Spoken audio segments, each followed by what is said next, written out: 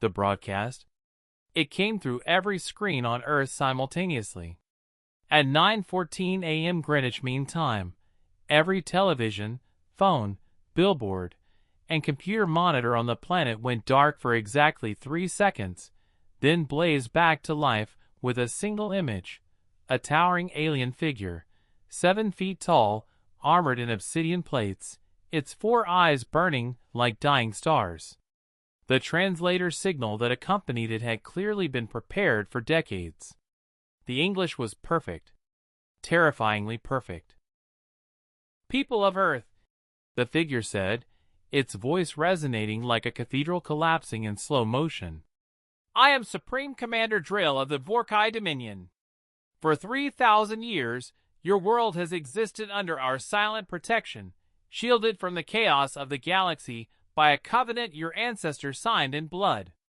That covenant is now void.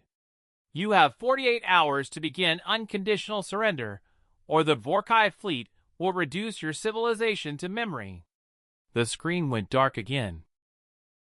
In Times Square, a street vendor named Gus Petropoulos watched the broadcast on a jumbotron, scratched the back of his neck, and turned to the woman next to him. "Did that thing just say 48 hours? He asked. "Yeah," she said. He snorted. "Aight," and went back to selling hot dogs. The internet responds. By noon, the memes had already started. #Vorkai Challenge was trending globally. Someone had edited Supreme Commander Drill's face onto a screaming goat video. A gaming streamer in Lagos was doing a live alien surrender speedrun, any %, where he was technically submitting forms to the Vorkai Dominion through a fake government website he'd built in 40 minutes. It had 3 million viewers. The United Nations convened an emergency session. Ambassador Patricia Reyes of Mexico stood at the podium and read a formal statement condemning the Vorkai ultimatum in the strongest possible terms. She then paused, looked at her notes, and added, off script, "Also 48 hours? That's barely enough time to do laundry. We're going to need more than that." The chamber erupted. Not in panic. In laughter. In a Pentagon briefing room, General James Whitfield pulled up the Vorkai fleet data his team had spent the morning decoding from the signal's embedded metadata. He stared at the numbers. Then he looked at his aide, Colonel Priya Nair, with something between concern and pure bewilderment. "They have 2,000 ships," he said. "Yes, sir," Nair replied, scrolling through her tablet. "And we're laughing. 47 trending memes and counting, sir." Whitfield rubbed his face. "God help us."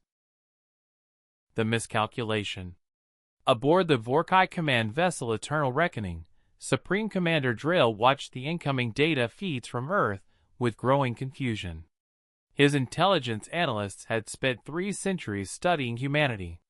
They had modeled every variable: population density, resource distribution, military capability, psychological profile.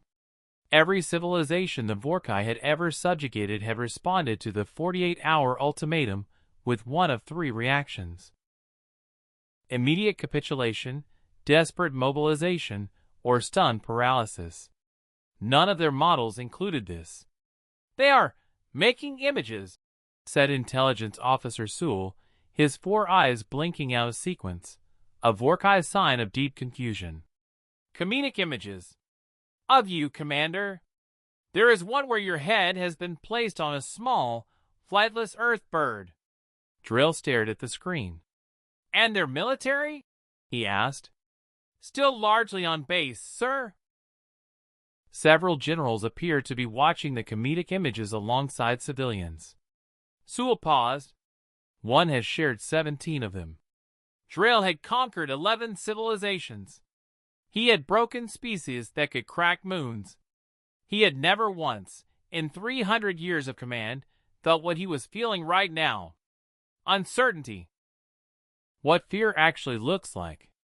With 6 hours left on the deadline, a single encrypted message arrived on the Vorkai command frequency. It was from General Whitfield, and it read, Commander Drayle, we've reviewed your fleet composition, weapon signatures, and tactical formations.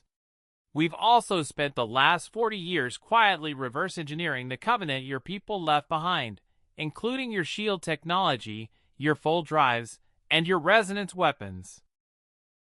We didn't say anything because, honestly, we weren't sure you'd ever show up. We're not laughing because we're not afraid. We're laughing because we are. That's what afraid looks like on us. We laugh, we joke, we meme, and then, when the clock hits 0, we fight like we have absolutely nothing to lose. Because historically, that's when we're most dangerous. You have 48 hours to reconsider. General J. Whitfield, Earth Joint Defense Command. P.S. The chicken meme was my favorite too. Aboard the Eternal Reckoning, Supreme Commander Drayle read the message 3 times. Then he did something his officers had never seen him do in 3 centuries of command. He called for a retreat. The 3,000-year piece didn't end that day. It just got a little louder.